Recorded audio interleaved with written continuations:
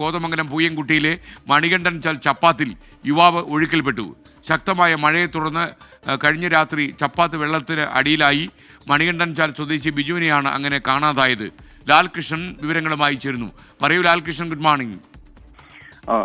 അത്ര നല്ലൊരു വാർത്തയല്ല രാവിലെ തന്നെ പറയാനുള്ളത് എന്നുള്ളതാണ് വാസ്തവം. മണികണ്ഠൻചാൽ സ്വദേശി തന്നെയാണ് ബിജു, ഒരു ബസ് ജീവനക്കാരൻ കൂടിയാണ്. ഈ പൂയംകുട്ടിയിൽ നിന്ന് മണികണ്ഠൻചാലിലേക്കുള്ള ഏക മാർഗം എന്ന് പറയുന്നത് ഈ പുഴയ്ക്ക് കുറിയുള്ള ചപ്പാത്ത് മാത്രമാണ്. ഇന്നലെ രാത്രി വലിയ രീതിയിലുള്ള മഴ ആ ഭാഗത്തുണ്ടായിരുന്നു. അതുകൊണ്ട് തന്നെ ചപ്പാത്ത് മൂടിക്കിടക്കുന്ന നിലയിലുമായിരുന്നു. നമ്മുടെ ശിക്കാരി ശംഭു പോലുള്ള സിനിമകളൊക്കെ പിടിച്ചൊരു പ്രദേശം കൂടിയാണ് ഇവിടെ. ആ പ്രദേശത്തിന്റെ പ്രത്യേകത എന്ന് പറയുന്ന ഒരു വനമേഖലയാണ്. വനത്തിനുള്ളിൽ ശക്തമായ മഴ പെയ്തിട്ടുണ്ടെങ്കിൽ പൂർണ്ണമായിട്ടും ചപ്പാത്ത് വെള്ളത്തിനടിയിലാവുകയും നല്ല നീരൊഴുക്കുണ്ടാവുകയും ചെയ്യും. ഈ വെള്ളം അത്ര കാര്യമായി കണക്കാക്കാതെ ബിജു ക്രോസ് ചെയ്ത് പോയതാണ്, ചപ്പാത്ത് ക്രോസ് ചെയ്ത് പോയതാണ് പെട്ടെന്ന് അപകടത്തിൽപ്പെടാനുള്ള കാരണം. ഇപ്പോഴും നീരൊഴുക്ക് അവിടെ വളരെ ശക്തമാണ്. ബിജുവിന് വേണ്ടിയിട്ടുള്ള തിരച്ചിൽ ആരംഭിച്ചിട്ടുണ്ട്.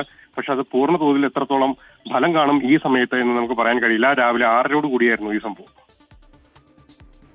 എന്തായാലും വളരെ സങ്കടകരമായ വാർത്തയാണ്. മഴ പലയിടത്തും കനത്ത് പെയ്യുന്നുണ്ട്. എല്ലാ ജാഗ്രതകളും പാലിക്കണം. നമ്മൾ ഒരു കാരണവശാലും ഈ കുത്തൊഴുക്കുള്ള സ്ഥലങ്ങളിൽ കുളിക്കാനിറങ്ങരുത്. മലയാളികൾക്ക് അങ്ങനെ ഒരു ശ്രമമുണ്ട്. മാത്രമല്ല, ലേശം മദ്യപിച്ച് കഴിഞ്ഞിട്ട് ഇങ്ങനെയുള്ള ടൂറിസ്റ്റ് കേന്ദ്രങ്ങളിലൊക്കെ തന്നെ ചിലയിടങ്ങളിൽ ആളുകൾ ജലാശയങ്ങളിലേക്ക് ഇറങ്ങുന്ന രീതിയുണ്ട്.